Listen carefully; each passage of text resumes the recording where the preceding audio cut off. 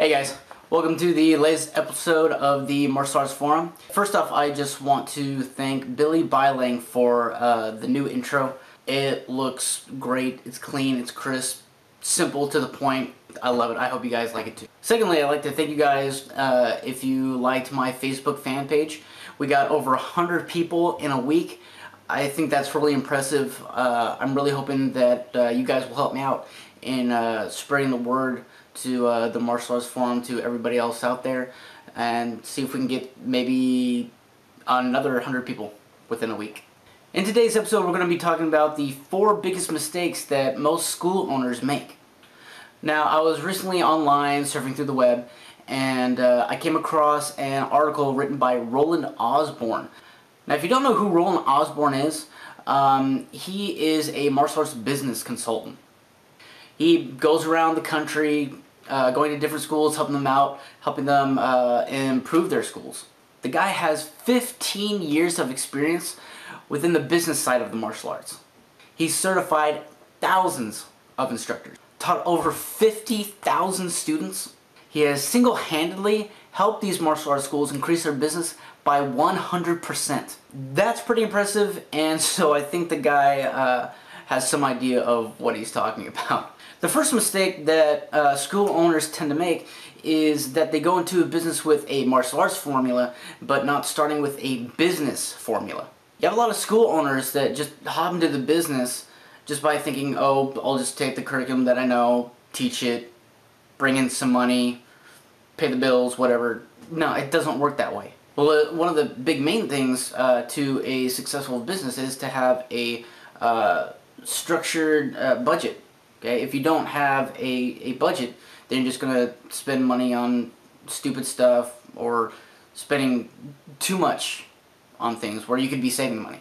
A formula that Roland suggested is to just map everything out, and you should only use a certain percentage of your income to pay for billing, for payroll, marketing, all that kind of stuff.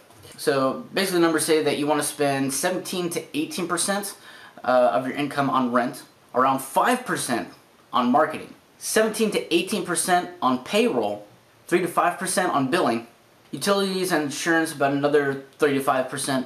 And when you add all that stuff, you're looking at somewhat of a 50% profit margin. So school owners, make sure that you have a business plan.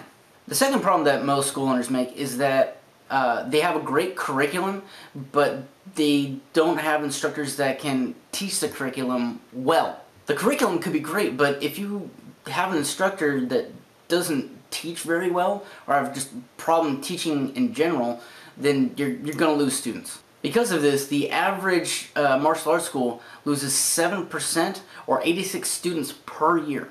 Having good instructors and making sure that they teach properly could reduce your numbers down to 3%. And you could possibly save up to 46 students per year, or $92,000 per year. So school owners, make sure that your instructors know the curriculum, can teach it well. This way you won't have any problems with students or even maybe parents complaining. The third thing is that some school owners will spend too much on marketing. Marketing can be really simple. For less than $500, you could put your school's name in the newspaper, make a few flyers, and just pass them out to local families. Just by doing that alone, you can bring in about 100, maybe even more students just by simply talking about it. But honestly, the best way to market is through word of mouth and retention. But honestly, I think this goes back to having good instructors.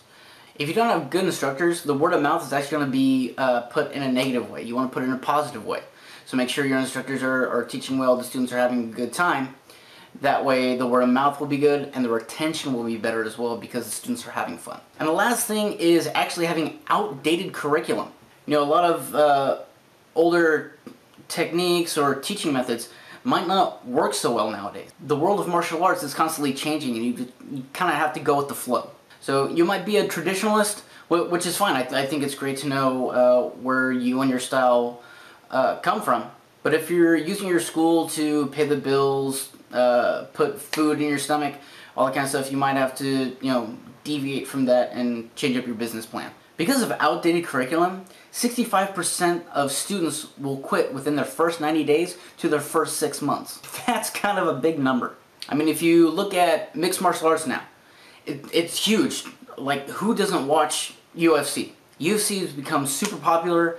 Everybody and their mother is going out to learn jiu-jitsu, going to the Gracie school. Not only, you know, learning stand-up kickboxing, but judo, doing the takedowns, the jiu-jitsu, the ground fighting. A lot of schools have put that into their curriculum, and they're thriving so much more now because, again, they're going with the flow. Their curriculum is updated, and they're going with what's popular. Now my question for you guys is, do you think that these stats are accurate? Also, what is it that you do to market your school? I know other schools have started to think outside the box, like doing an after-school program, having a demonstration team. That's always popular. But there might be something else that your school does that another school doesn't. Please let me know what you do, because you might help out another school. Well, that's it for this episode of the Martial Arts Forum. Once again, I want to thank Billy for making the incredible intro to the show. And if you have any more questions, or maybe want some help on improving your school, check out millenniumtraining.com. I will post some links in the description below. I hope you guys have a great day, and this is Eric telling you to keep kicking.